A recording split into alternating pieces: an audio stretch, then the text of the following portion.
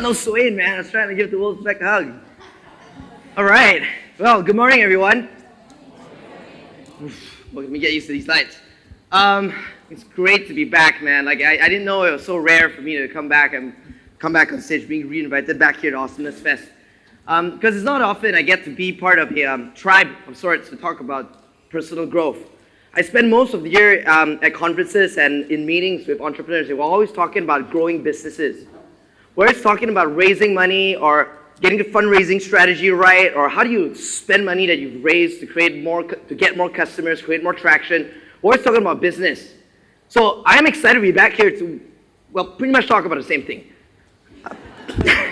But what you start to realize is that growing businesses that create a lot of results in your business has everything to do with personal growth. It's so interrelated, and it's so strange that sometimes people disconnect two things. They disconnect personal growth and they disconnect money as though they're two separate things. But what you start to see from what I'll share with you today is that both of them are extremely interrelated. Let me show you something. You guys, anyone know who this woman is? Yeah, Sarah Blakely. She's the Forbes Billionaires, the youngest self-made woman in Forbes Billionaire list. So her backstory, I mean, for a lot of you who know, she created this type of form wear. I think it's called a shapewear, where it's underwear that accentuates your ass or your hips or any part of your body, makes it look really good. And as you can tell, I've been using their level 10 advanced product, and it works wonders, I tell you. I mean, this woman, her $1 billion idea literally came out of her ass. Think about that. Right, here's why I'm introducing you to her. In the Forbes Billionaires interview, she was asked, what is it like to become a billionaire in a very short amount of time? And she was asked, how did it change you? Now she said, I feel like money makes you more of who you already are. If you're an asshole, you become a bigger asshole. If you're nice, you become nicer. And I mean, I've worked with founders who literally became millionaires and sometimes multi-millionaires in the span of like under 2 years. And like I've met people from different ranges, and I can attest that this is actually very, very true. So what I'd like to talk about here today, it blends into personal growth, it blends into business, but it's a bit of an exercise. I'm going to share things with you that imagine if you're going to get flushed with cash over in the next 30 minutes. By the end of this talk, I want to see whether you guys are huge assholes or not. I see a big asshole walking around. You know what's going down. So for those of you who are here last year, I spoke about getting unstuck. And my fundamental insight with a lot of business creation and rapidly accelerating results is that a lot of the times you may work with someone who's coming from a point where they're eating sand every day, right? Like I met Martin. You hear Martin? I was talking to Martin last night, and he lives on 7 ringgit a day right now because he's like saving up all the money for his current startup. So sometimes you come from a point where like you don't have much and you're just fighting to grow. But for a lot of us, all of us have great results in our lives. Right now, you guys are here at Awesomeness Fest. You guys are smiling. The energy is great. Last night's dance party was through the roof. Like, you guys are happy. You guys are healthy. You guys are wealthy in so many ways. And that makes it even harder to get to the next level. Because you're so comfortable. You're seeing everything you want in your life, and you know want you a little bit more. How did you break out from a comfort zone if it's the best damn comfort zone that you have that you spend years to build? Now, that's hard. So could you say that you're stuck? Maybe. Last year, I introduced 3 tools at 3 distinct phases of the creation process. The first phase is that when you're stuck with producing your idea. The next phase is when you're stuck with assembling a team, getting the right team on board. And the third tool was when you already have a company and you want it to run more autonomously without you. So those 3 tools is available on YouTube. You can also go to Khailee.com, like the link to the videos there. What I want to talk about today, about getting unstuck, is more like a prelude of sorts. I mean, I thought about it. Okay, great. You know you're stuck. You need these tools to get unstuck. But what if you don't know you're stuck? What if you spend 6 months or to a year thinking you're making progress, and then you wake up and you're like, wait a minute, I have made no progress in my life. I've been thinking about things, I've been trying things, I've been doing things, but you look back, the results are the same. You look at your bank account, it's the same balance you had 2 years ago. Did you think you were stuck? Maybe you didn't. Maybe nobody told you. Maybe you haven't told yourself. So I started to think a little bit about how do you know when you're stuck? Because if you can know you're stuck, you didn't have to wait 2 years to know you're stuck and do something about it, and somebody could have told you, or you could have told yourself maybe in 2 weeks, you would have saved an entire year and 50 more weeks, right? A year and 50 weeks, it's like 102 weeks. So you don't spend 102 weeks of your life, right? All because you knew a little bit earlier. So I'm going to talk about 3 tools to detect when you're stuck. And I'm going to do this by telling you 3 stories in my life. Now, the first one, so I'm going to share with you 3 signals. What signal would tell you that you might be stuck, and what can you do about it? I'm going to share 3 stories. Now, the first story. This first story is called It's Not My Job. When I was 15 years old, a lot of my friends and we came from a government high school, SMK Damansara Jaya. I know some high school mates here. So a lot of my friends were talking about getting part-time jobs, because when you hit age 16 in Malaysia, it's legal for you to get a part-time job. So I was 15, friends were talking about it. We were saying, okay, what if you worked at Starbucks, man? It's kind of cool. You get 4 ringgits an hour, it's not bad. Oh, but you could fold clothes at this other shop and get 4 ringgit 50 cents an hour. Haha, 50 cents more an hour, that's great. And there's this other friend whose older brother built a flash intro. That kind of reveals my age, but yeah, so he built a flash intro and charged 60,000 Sing dollars, which is about 50,000 US dollars to build a flash intro. 2 weeks of work, 50,000 US dollars. And that kid was like 17 years old. So I'm like, why am I trying to get 4 ringgit an hour, which is about $1.50 US dollars an hour, when I could work 2 weeks and get 50,000 US dollars? I need to learn this shit. So me and my friends were like, okay, let's learn how to build websites, man. So we just spent nights, right, on the internet, instead of our alternative activities, we instead learned how to build websites. And over that course of time, it became part of my identity as someone who understood the web, someone who understood the internet. And I would spend 15 all the way till I was 21 years old building websites for people. And that's how I made a bit of my side income. So it became part of me that I was good at this. And I really prided myself in being a web designer, a web developer. Eventually, I picked up some front-end development, and I worked with a lot of other programmers to get things done. And I found that was such a good skill, because in a world where people don't understand much of technology, people want to get their ideas built, I felt very special. I felt like, wow, I had something to offer, and I was paid good money to do it. So it became part of my identity. When I joined Vision to work in Mind Valley, to refresh his memory, no, I'm kidding. I spent a lot of time also building out a lot of web projects. Like Vision and the rest of them have a lot of ideas, and translating those ideas into actual products people use, interfacing between designers and developers. I played a key role in a lot of those things. So when I left, naturally, I was looking for business partners who could do business operations, management, sales, stuff that required me to get off the computer. And I found a business partner, his name's Joel, and he's fantastic at it. And we started building businesses together. Now at this point, I was still with that mindset that I'm Khailee, like the technology guy. I'm Khailee, the web designer, the web developer. Like, that's who I am. And it came one day in the journey of building my first business where things were not going very well at all. But we had one shot at this deal that Joel had been putting together. It would be a very, very big deal with a huge organization. If we get this deal, it would mean we wouldn't have to raise outside funding, and we could fund ourselves for another 10 months, pay salaries, and keep growing for another 10 months. So naturally, this deal meant a lot to Joel. And of course, it meant a lot to me. We had spent 2 whole months preparing for this deal.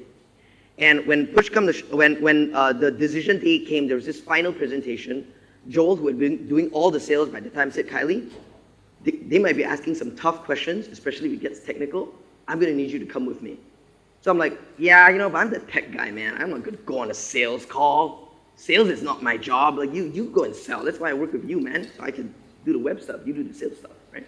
She's like, come on, dude. What if you ask me these kind of questions? I'm going to need your help. I'm like, okay, I'll just go at a few questions, all right? I'm going to bring my laptop with me. So I go in the meeting room, covering my face with my laptop, sitting down there, and then the meeting begins. Joel presents. He presents and he presents. At this point, I peered beyond my laptop, and I realized that this was no ordinary meeting. This was a meeting where you've got a boardroom, and the people around the board table, and then there are seats on the side of the boardroom. So I was kind of, wait a minute, there's like 30 people in this meeting. Like the boardroom table's not even big enough for all of them. Just sitting on the side. Sounds really important. So then, and Joel was presenting, okay, finished presenting, and then opened up the Q&A. They're asking him some questions, some of which were like Joel directed the questions to me. I was like, oh yeah, I'm the smart tech guy and I know all the answers, so I'm gonna answer everything like I'm so smart, right? I'm answering all these smart things. And so they asked me more and more questions. So being like a straightforward geek guy, I just gave really straightforward answers. Now at the end of the meeting, I walked out room feeling really smug. I was like, well, that was a pretty good meeting. Joel said, hey, how do you think that meeting went? I said, that was a really good meeting. Did you see all the questions they were asking and see how we answered all those questions? You saw I answered those questions. It was great. I think we got the deal. Joel said we lost it. What do you mean we lost it? I said the reason why they were asking those questions was because they're trying to suggest that they already have existing solutions which is very similar to the solution we have. They're trying to show the board that they didn't need our solution. We lost it. Okay, so we walk out, go into the car, and then we drive back. And it's a long drive back, so it's a 45-minute drive back. We drive in, Joel's quiet. He may be pissed at me, I don't know. I'm sitting there, I'm like telling myself, fuck man, sales, I will never do sales again. I'm a geek, man. I'm a tech guy. What the hell am I doing in a sales meeting? Joel should just win on his own, man. Like, it's not my job, man. But at the same time, I felt so guilty. I really screwed this up. And I started thinking about what's going to happen in the next 10 months. What's going to be our next source of revenue? Like, are we going to be able to find funding? And like, how's Joel feel about all this, man? And I just broke down. I cried. It's like, I really screwed months of work up, and I cried, and I cried, and I cried. So we're driving it back, and I'm crying, and Joel started like semi-freaking out. It's like, dude, wait, bro, hey, shit. And he turned up the music and just like, okay, it's not happening, man, not happening, man. It's cold for having a mental breakdown, just don't talk to him. So I was done, I was probably dehydrated by the end of that process, right? We're gonna have some chicken rice, right? So we're eating the same 7 ringgit meal you were having, man. So eating some chicken rice, getting our shit Chinese tea, and eating. And so Joel says, Joel breaks the silence and says, Khailee, if you don't want to do sales, I'll never make you go to a sales meeting again. Okay? We'll never have to pitch you that again. And I kept quiet. I was like, I just didn't talk to him. I was just eating. I was thinking about it. And he said, but if you want to join me, we've got a sales call tomorrow, then we can learn how to do it better together. I was like, okay. All right. So I finished my chicken rice. I said, all right, let's do it. Let's go. Now that decision alone of a willingness to evolve beyond the identity of being a technology guy to starting to learn sales put me on a process which transformed my life forever. Being like fundamentally still a really geeky guy, the first thing I did that night was Google how to do sales, right? Googling that shit, right? And I was Googling, reading everything I can, and I found that a lot of the stuff at I don't know why I didn't sit well with a lot of the material I read, but I came across this one blog post about a programmer who's actually had to do a lot of, Google calls them sales engineers, right? They're salespeople, but they're fundamentally programmers. And he talked about how selling is essentially sharing what you believe in. I was like, hey, I can relate to that. I can share what I believe in. And from a lot of those things, I started doing more and more sales stuff. It came to a point where we invented another type of business, a different way of monetizing our news website, sales.com. It was like a very, very new way of monetizing it. Joel at the time was in charge of another business unit that we set up, so I had to do all the sales myself. So in 10 months, I went out and I closed 70 of Malaysia's largest advertisers, billing 350,000 US dollars worth of revenue in 10 months. Towards the last month, I got one extra salesperson to assist me, but when I look back on that first year versus the time I went for that sales meeting, I said, wow, like, am I a salesperson now? Like, did I just pick up this new skill? And with that story alone, I kind of felt that every time I approach a problem and I have something that I don't know how to do, I feel I can learn it, I feel I can do it. And even if I don't, I feel I can find somebody to do it because I can relate, I can appreciate that. However, what it means to a lot of other entrepreneurs that I work with, they would say things like, oh, fundraising, I hate fundraising, man. It's such a pain, such a bitch to talk to investors. I should be building my business. Fundraising, that's not my job. Oh, I got this CFO guy that I brought along, he can do that. Or some people, they'll be afraid of technology. They'll be like, I have all these ideas, but I just can't get technology, man. I'm not a programmer. Just look at me, man. Can I program? No, I hate technology. I need to find somebody else to do it for me, which is fair. We live in a world where people tell you to focus on your strengths, but that does not mean that you have to have an active aversion for key aspects of your business, which is so fundamental to help you realize your dreams. It doesn't mean you have to avoid it, and it doesn't mean that you got to keep repeating yourself, not my job, that's not my job, that's not my job, like I did. So story number 1, to detect you're stuck, if you have a language of repetitive avoidance, if you keep repeating to yourself to avoid something, not my job, I don't want to do this, somebody else should be doing it, I don't want to know about it, I don't want to hear about it. Oh, finance, I don't hear about it, man, I'm not an accountant, I don't care. The language of repetitive avoidance. If you hear yourself speaking this language to other people, speaking it to yourself, you need to make a change. You don't have to do it yourself. You don't have to be an accountant yourself, but you gotta at least love this shit. You're like, wow, accounting's really important, man. Like no wonder all my money is missing, right? I need to get some accounting done. How am I gonna file my taxes? Like this stuff's important, man. In fact, like a lot of some other, like what you may or may not know is that there's a lot of very powerful entrepreneurs. Their background's in accounting. Like you think it's marketing a business? Tony Fernandez was an accountant. Patrick Grove was an accountant. All these guys, they built billion-dollar enterprises out of Malaysia. They're all accountants. So that's kind of like the first detection, when you avoid something and you say it's not my job. And what you need to do is you need to grow an active affinity for it, so you can attract the best talent and the best people to do it. And they feel very appreciated working with you because you understand, you feel, and you appreciate what they do, and you feel how it's very important. So next story. Oh, wait a minute, there's an exercise. Woohoo! So you guys probably guessed it. You probably already know this, you don't have to write it down. But if there's one role, a job, or a skill that you've been avoiding or loathing, it may be the one that's keeping you stuck. So you write it down, you embrace it. Learn to live it. Learn to appreciate it so you can get the best people in the world to do it. Who knows, you may do it yourself and you may discover that you're really good at it. Story number 2. Now I'm going to share with you story number 2 to reveal the second signal, the second tool to detect whether or not you're stuck.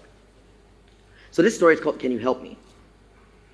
So midway through my journey, we had to hire, not midway, this is kind of like the earlier part of the journey where we had to build a more sophisticated web product. So this is not just building a website, we had to build like a web application.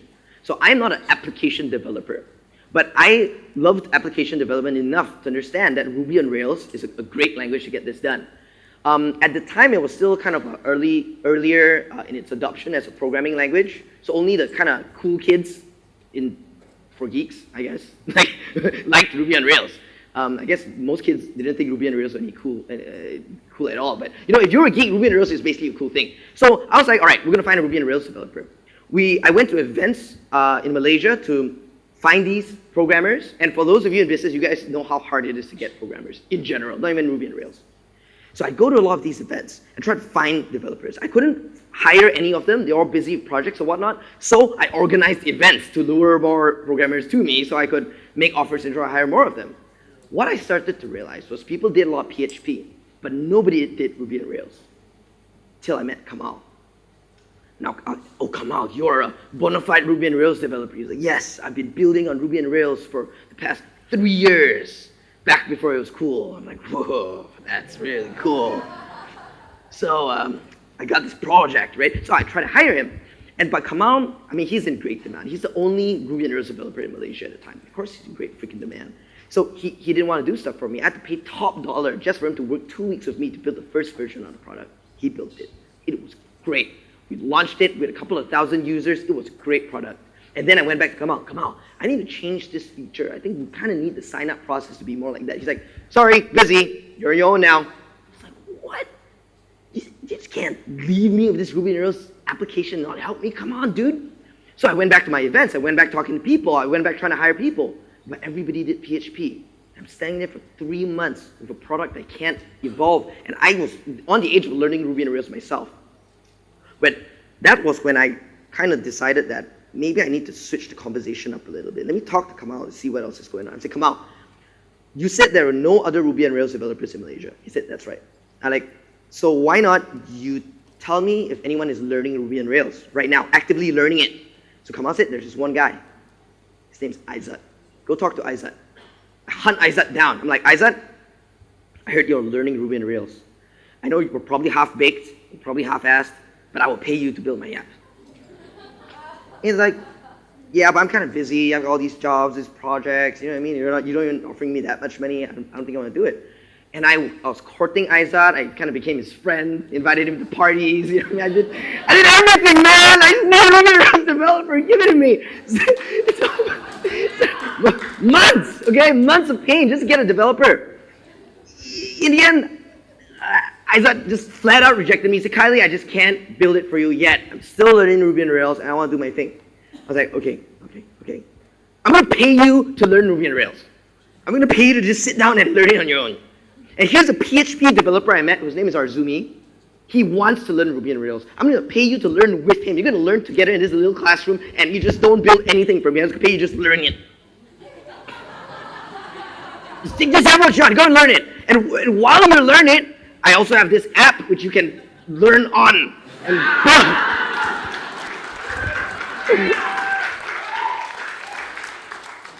fast forward a couple of years later, Kamal became the head of engineering at a company called Viki. Viki is a company that 500 startups we invested in 2 years ago.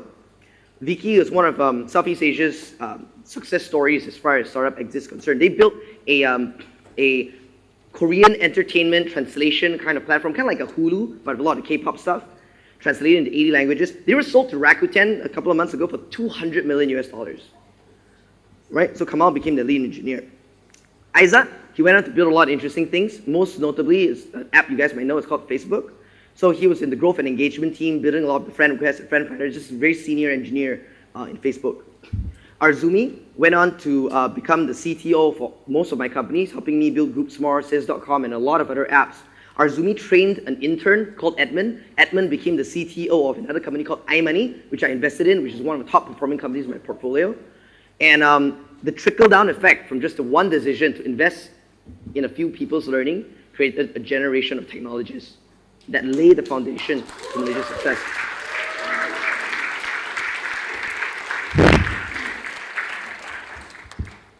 So what just happened there? If you find yourself doing the same things over and over again, expecting a different result, there's like a cliche quote, they call it insanity, but you don't have to dramatize it that much. It just means you're kind of stuck.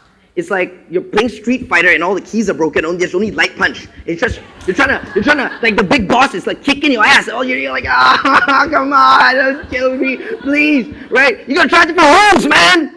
You gotta try some new moves. So if you're getting the same old results in your life, and you're sitting there just with you got a one-hand light punch, like what have you been doing to produce those results? Write that down. You may be repeating this for weeks, maybe years, and you're thinking that that's gonna give you new results. Well, guess what? It's not. It's kind of expired itself. If I went around trying to hire programmers, hire, give me what I want, I could be still stuck there at events talking to you guys. Are you a programmer? Right? So trying to hire, like programming you guys. I have to hire you guys, right? So instead, like I switched it up. I want to try something crazy. I'm just gonna pay them to learn. So think about it. What are you doing now that you repeatedly do over and over again, and you're hoping it's going to give you a different result, but it's not? Write that down, and you think of one crazy experiment to try. You might just crash and burn and fail, and that's probably going to be humorous to some degree, but it could also be very successful for you. So that's the second thing. It's in your actions. You keep doing the same things, and you're getting similar results, so you need to try something else. So I've covered two ways to detect that you're stuck. One's in your language, and one's in your actions. I'm going to share with you a third story, share with you a third tool, a third signal.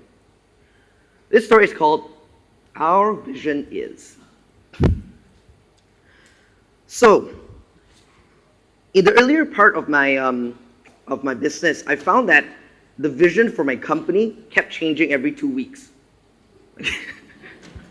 Part and parcel is because it's a function of me not knowing what the hell I was doing. But on the other hand, it's like there's always new things to build, there's new ways ideas can develop. The more I launch it out there and talk to customers, talk to other entrepreneurs, is that there are always new ideas, new directions to bring the business to. And I would always be like, oh yeah, so one moment I'm like this community company, next moment I'm like this research company, next moment, so my vision kept evolving. So when it got to a point where our social news product was really mature, I was like, finally, we stuck to the same vision for my company for like a few months. And I felt so comfortable about it. I'm like, we're a social news network. We help the biggest stories travel through social media. We have a community of 500,000 social media users who help not just like public stories, but advertiser stories travel as well. So we're a social news network. I was so happy. I felt that I did service to my employees because they wouldn't feel so lost. Like I felt like I could tell them something with certainty, and that felt really good. I felt like I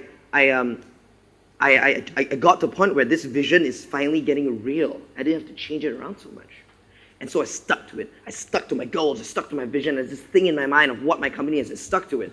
The first year, from 300,000 US dollars in revenue, we ramped that stuff up to 1.2 million US dollars, and we just kept growing. Second year, third year, we kept growing. Then the growth started to slow. And we were working harder than we've ever worked. We're trying more things than we've ever tried, but growth started to slow. And at this point, I'm not going to wait till we started to lose money before I started to turn things around. I started to sit down, literally sit down. I'm going to sit down, right? I literally sat down and said, what's going on? I have stuck to my vision for the past 2 years, and I've grown it to this point, and growth is starting to slow. What is wrong? I took a step back, and I said, fine. Screw my vision, man. What's the bigger picture of what I'm doing? So I'm a social news network, so what? What's going on in this world right now? Okay, media. We're getting advertiser dollars. So we're essentially kind of like a media company. And to be a big media-related company, because social media is just media. So how do you become a big media company? How are the biggest media companies built? So I started Googling again.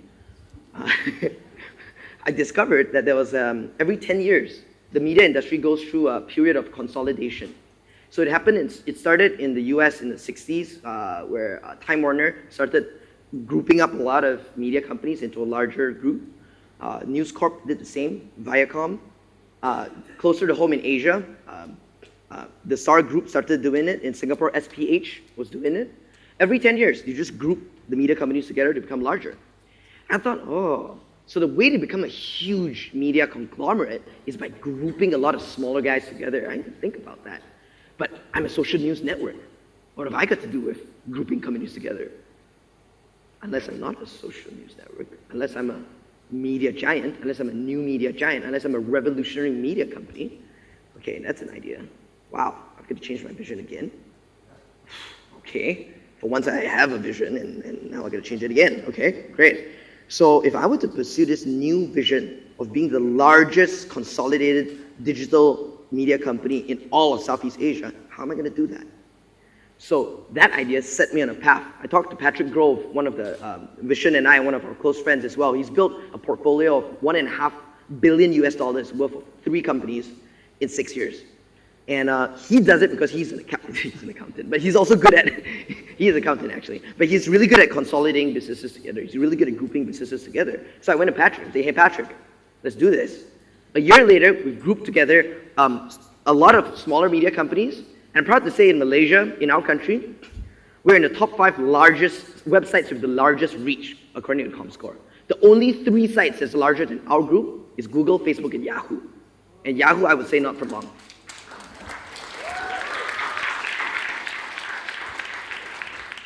This company, we're going to take it public, so the wheels are in motion. Probably our laws against me soliciting and hyping up the stock just of him, so I'm just going to stop right there. But so that, and that was so what just happened? What just happened there?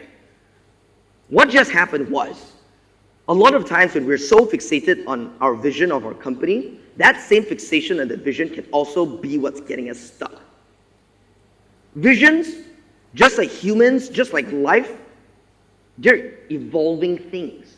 They evolve. And to put any hindrance, to stop and block its evolution is a terrible idea. Sometimes you just gotta allow things to flow. Sometimes you gotta hold it tight, you gotta hold it strong, you gotta hold it firm, keep it clear. But sometimes things evolve as well. And kind of knowing when your vision is kind of at a certain level, when it needs to evolve, entertain the idea just for 5 minutes. You'll never know what kind of options get created. So last year, if some of you were here it was A-Fest, last year's A-Fest, I told you a story about an app. So my girlfriend Cinch over there, she's got this app called Watch Over Me. So it's a personal safety app which if you can turn it on, and if you're in danger and you can't reach your phone, it will send an emergency alert to your loved ones. Well, that vision evolved. It started off from a personal safety app, but when she sat down and she thought about, what if you don't know you need to turn the app on? What if you're here in Phuket and you rented a motorcycle and you're just driving around the streets? Or you're just walking around a market. How would you know that street had 3 robberies in the past week? Like, you wouldn't know. Well, how would you know if you're traveling in Barcelona and this is a main street, but the side street that you're taking a shortcut to is a very dangerous street? You might not know. So her company's mission has evolved to say, okay, we're not just going to alert loved ones when you're in trouble. We're going to be preemptive to prevent you from going into a troublesome area. So her vision is put a safety rating on every street in the world.